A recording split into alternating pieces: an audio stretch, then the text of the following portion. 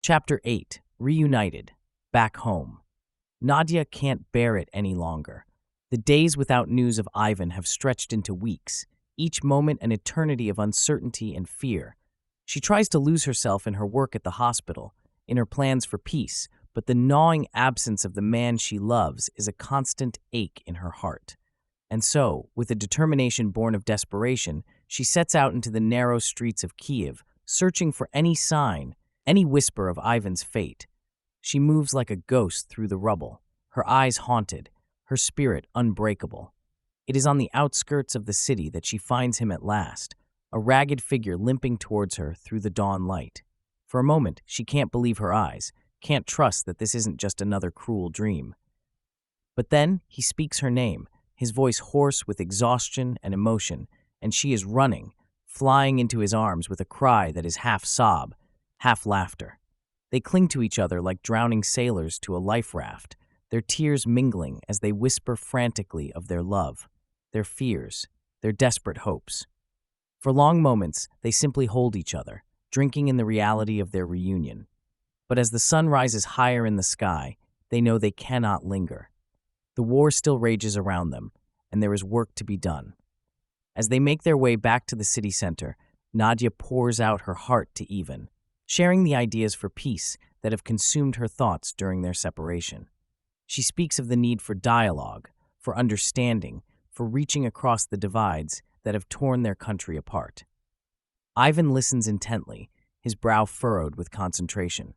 He knows that Nadya's vision is a daring one, that it will require courage and sacrifice and a willingness to confront hard truths. But he also knows that it is the only way forward, the only path to a Ukraine that is whole and free. Together, they begin to sketch out a plan, a roadmap for the long and difficult journey ahead. They will start with small steps, reaching out to friends and neighbors, building a network of support for the cause of peace. They will work to amplify the voices of the moderate majority, those who reject the hate and division that have poisoned their society. And when the time is right, they will take their message to the highest levels of power, to the leaders who hold the fate of Ukraine in their hands. It is a daunting prospect, but Ivan and Nadya know that they cannot shrink from the challenge. Too much is at stake. Too many lives hang in the balance. As they work, their love for each other and for their country burns brighter than ever. They draw strength from their bond, from the knowledge that they are fighting not just for themselves, but for the future of all Ukrainians. There will be obstacles ahead, setbacks and moments of doubt, but Ivan and Nadya know that they will face them together, hand in hand, heart to heart. They have found each other again in the midst of the chaos, and nothing will tear them apart. And so, with hope in their hearts and determination in their eyes, they set out on the long road to peace. It is a journey that will test them to their limits, but one they know they must undertake. For the sake of their love, for the sake of their country, for the sake of all those who dream of a better tomorrow. The plan. As they settle into the small, abandoned apartment that serves as their temporary base, Nadya pulls out the notebook where she has been sketching out her ideas for peace. The pages are filled with her neat, precise handwriting, the margins crowded with annotations and questions. "Here's what I've been thinking," she says, spreading the notebook open on the rickety table. "We need a multi-pronged approach, one that addresses the root causes of the conflict while also providing immediate support to those most affected." Ivan leans in, his eyes scanning the pages with intense focus. "Tell me more," he says, his voice soft but encouraging. Nadya takes a deep breath, organizing her thoughts. "First, we need to work on building bridges between the different factions. There's so much distrust, so much hatred on all sides. We have to find a way to get people talking to each other, to see each other as human beings again." She points to a list of names and organizations. "I've been reaching out to moderates on both sides, people who are tired of the fighting and want to find a peaceful solution.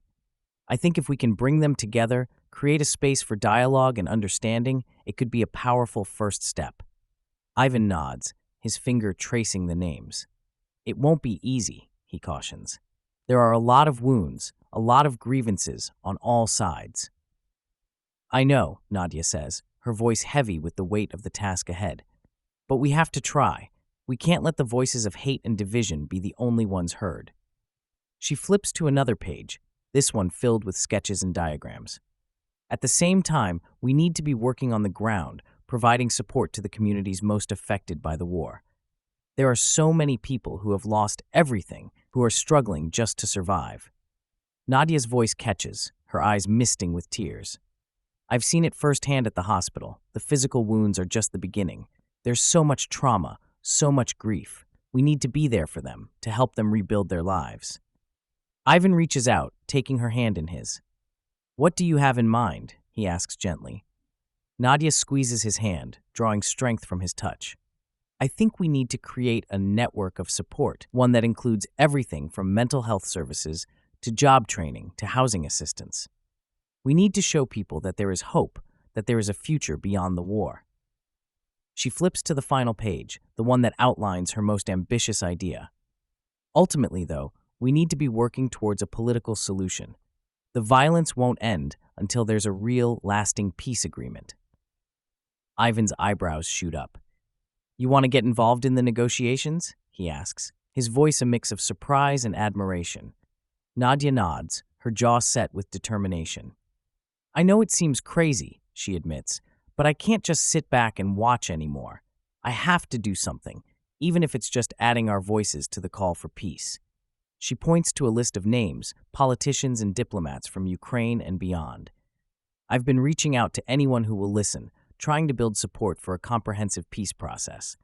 It's a long shot, but if we can get enough people on board, if we can create enough pressure. She trails off, her eyes distant with the magnitude of the challenge ahead. But then she shakes herself, her gaze locking with Ivan's. I have to believe it's possible, she says softly. I have to believe that there's a way out of this, a way to build a better future for our country. Ivan looks at her for a long moment, his eyes shining with love and respect. If anyone can do it, he says at last, it's you, and I'll be with you every step of the way. Nadya smiles, a real smile that lights up her whole face. Razum, together, she says, holding his hand tightly. We'll do it together. And with that, they bend over the notebook, two hearts and minds united in the quest for peace, ready to take on the impossible and make it real. Together. In the days that follow, Ivan and Nadya throw themselves into their work with a passion that borders on obsession. They reach out to their contacts, build alliances, and slowly, painstakingly, begin to put Nadya's plan into action. It is not easy. There are setbacks and obstacles at every turn, moments when the task seems insurmountable.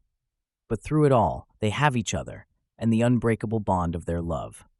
Late at night, huddled together in the darkness of their hideout, they talk for hours, dreaming of the future they hope to build. They speak of the Ukraine they remember from their childhood, a land of golden wheat fields and vibrant cities, of rich culture and warm, welcoming people. They speak, too, of the Ukraine they hope to create, a nation that is free and democratic, where all people can live in peace and dignity. It is a beautiful dream, one that brings tears to their eyes and fire to their hearts. But it is more than just a dream. With every passing day, with every small victory and hard-won ally, it is becoming a reality. There are moments of pure magic when everything seems to fall into place. Like the day they organize a secret meeting between a group of Ukrainian and Russian mothers who have lost sons to the war. At first, the women are wary, their grief and anger still raw. But as they begin to share their stories, as they weep and embrace, something extraordinary happens. The walls between them crumble, and they see each other not as enemies, but as sisters in sorrow. It is a small miracle, but it gives Ivan and Nadya hope. If these women, who have suffered the worst that war has to offer, can find a way to connect, then perhaps there is hope for their divided nation. There are other moments, too, of quiet joy amidst the chaos. Stolen kisses in the shadows, whispered words of love and encouragement. In those moments, the war and all its horrors seem to fade away, and there is only the two of them, hearts beating as one. But even as their love grows stronger, so too do the dangers they face. There are those who see their efforts as a threat, who would stop at nothing to silence them. They live in constant fear of discovery, knowing that a single misstep could spell disaster. and yet they persevere. They have each other, and they have their mission. They will not rest until Ukraine is free, until the dream of peace is made real. One evening, as they sit together watching the sunset paint the sky in shades of orange and gold, Ivan turns to Nadya, his eyes shining with emotion. "I never thought I could love someone the way I love you," he says softly, his voice rough with feeling. "You've given me hope in the darkest of times, shown me that there's still beauty in the world." Nadya smiles, her hand finding his in the fading light. "And you've given me strength," she whispers, "the courage to keep fighting, even when all seems lost." They sit in silence for a long moment, their hearts full to bursting. And then as the last rays of the sun dip below the horizon, Ivan pulls Nadya close and kisses her deeply, pouring all his love and longing into that single perfect moment. Tomorrow, they know, the struggle will continue. There will be more battles to fight, more hearts to win. But for now, in this sacred space between day and night, there is only their love, pure and indestructible. And with that love to guide them, they know that anything is possible. That even in the darkest of times, there is always a flicker of hope, a chance for a brighter dawn. Hand in hand, hearts united, they turn their faces to the future, ready to meet whatever challenges lie ahead. For they are Ivan and Nadya, two souls forged in the crucible of war, bound together by a love that can move mountains and change the world. And together, they will build the Ukraine of their dreams. One act of courage, one moment of grace at a time, until the day when peace reigns at last, and all the tears and sacrifices are finally, beautifully worth it. Growing feelings. As they walk through the shattered streets of Kiev, Nadya feels a wave of emotions washing over her. The relief of having Ivan by her side again is overwhelming, a physical ache in her chest that threatens to consume her. But beneath that relief, there is also a growing sense of something else, a feeling that has been building in her heart during their long separation. It is love, she realizes with a startling clarity, a love deeper and more profound than anything she has ever known. She glances at Ivan, taking in the strong lines of his profile, the determination in his eyes. He has always been a source of strength for her, a rock in the tumultuous sea of their lives. But now, after all they have endured, she sees him in a new light. He is more than just her friend, her companion in the struggle. He is the other half of her soul, the missing piece that makes her whole. The realization takes her breath away, makes her steps falter on the uneven ground. Ivan notices her stumble and reaches out to steady her, his hand warm and strong on her arm. "Are you all right?" he asks, concern etched into his features. Nadya nods, not trusting herself to speak. How can she put into words the depth of what she is feeling, the way her heart seems to expand and contract with every breath he takes? Instead, she focuses on the task at hand, on the plans for peace that have consumed her thoughts for so long. She knows that the road ahead will be difficult, that they will face opposition from all sides. There are those who profit from the chaos, who see the war as an opportunity to seize power and wealth. They will not give up easily, will fight tooth and nail to preserve the status quo. And then, there are the wounds of the past, the deep-rooted hatreds and resentments that have festered for generations. Nadya knows that healing those wounds will take time, that it will require patience and compassion and a willingness to confront painful truths. But she also knows that it is the only way forward, the only path to a future where their children can grow up without fear, without the constant specter of violence and death. As she shares her thoughts with Ivan, she sees the same determination reflected in his eyes, the same fierce commitment to the cause of peace.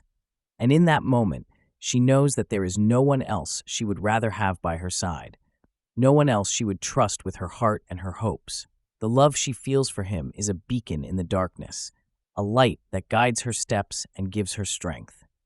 With Ivan beside her, she feels invincible, feels that anything is possible.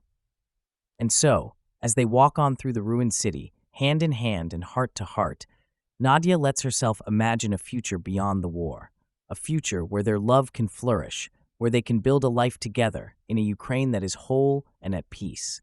It is a dream that seems impossibly distant, a hope that feels fragile in the face of so much destruction. But it is a dream worth fighting for, worth sacrificing for.